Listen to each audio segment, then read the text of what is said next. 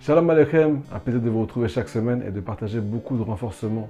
N'hésitez pas à commenter, à partager les cours les amis, vous n'avez pas idée de la mitzvah que vous faites. Cette semaine on parle des miracles. Est-ce qu'on peut obtenir un miracle de Dieu, oui ou non? Ou bien tout simplement, toutes les choses qui sont naturelles, vas-y prie, mais si c'est pour un miracle, ne prie pas. Deuxième question, si jamais tu veux obtenir un miracle, qu'est-ce que ça veut dire tout ça? C'est grotesque Rabotai. Pourquoi? Parce que ça veut dire en fait que tu veux faire changer Akadosh Baruch Hu d'avis.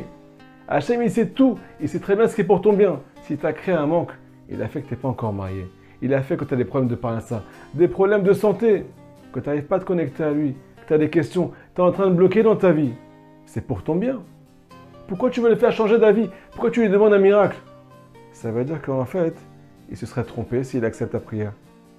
Et ça veut dire qu'il revient sur sa volonté. Alors, avant tout les amis, ce cours est dédié au mariage. À la choupa bekarov mamash pour Yael Simcha Bat Martin Chava Maïsa. Que Akadosh Baruch Hu lui accorde le meilleur khatan, celui qui va la rendre la plus heureuse du monde. Les amis, je vous la fais court. La réponse elle est oui, on peut demander un miracle à Akadosh Baruch Hu. C'est marqué dans la paracha, il est marqué que Rivka, elle était stérile. Mais Yitzhak et Rivka, ils ont prié de tout leur cœur et ils ont eu des enfants.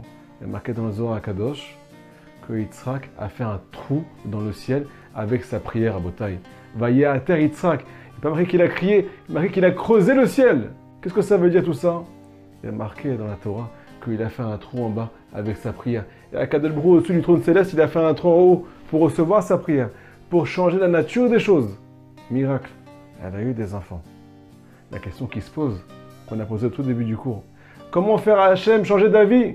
Chazé Shalom, tout ce qui se passe c'est pour notre bien, c'est la base du judaïsme. Si tu ne crois pas en cette chose-là, tu ne peux pas atteindre la Torah sur le Ramban. Tu n'as aucune part dans la Torah, tu ne peux pas vivre avec Dieu. Tout ce qui t'arrive, c'est la rasa. Tu ne vis pas quand tu as une épreuve. Quand tout va bien, tu es le meilleur, tu es la meilleure. Mais quand tu as un petit souci, il n'y a plus personne. Alors comment faire une chose pareille à Botaï? Elle est où la Emouna ici? À côté de la réponse du char, un des commentaires sur la Torah. À la base, Rivka, elle s'appelait Rivka Bat Betuel. Rivka, la fille du mécréant Betuel. Sur elle, il y avait un décret qu'elle ne pouvait pas tomber enceinte et c'était bon pour elle. Sauf que quoi? Elle a tellement prié, elle s'est tellement donnée, elle s'est tellement connectée à Akadosh Baruch Hu, avec son mari en priant de toutes ses forces, qu'elle ne s'appelle plus Rivka Bat Betuel. Maintenant, elle s'appelle Rivka tout court. Elle a changé d'identité. Grâce à quoi? Grâce à sa prière. Elle a tellement prié qu'elle s'est transformée en Botaï. Et sur elle maintenant, alors c'est bon qu'elle tombe enceinte. Ça, c'est pour le bien. Donc en fait, obtenir un miracle, c'est que quand on change d'identité, écoutez les paroles des élèves du Baal Shem Tov.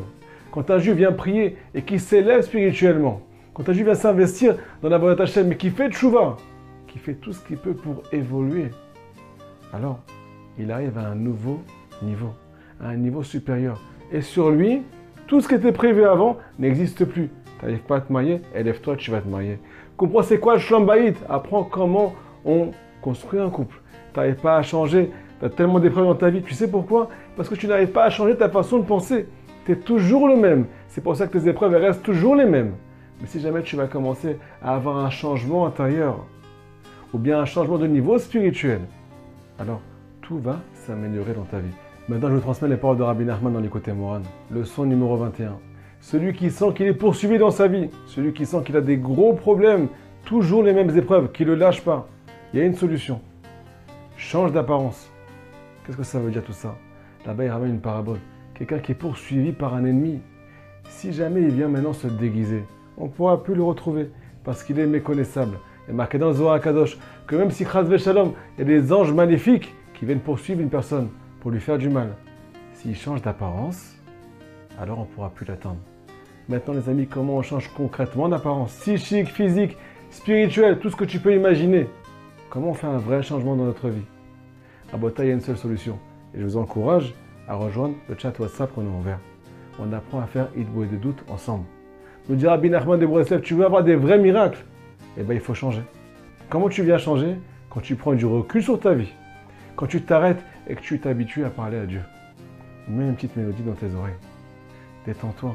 Tu as besoin de te détendre. Toute la journée, on court comme des fous. Et c'est pour ça qu'on souffre.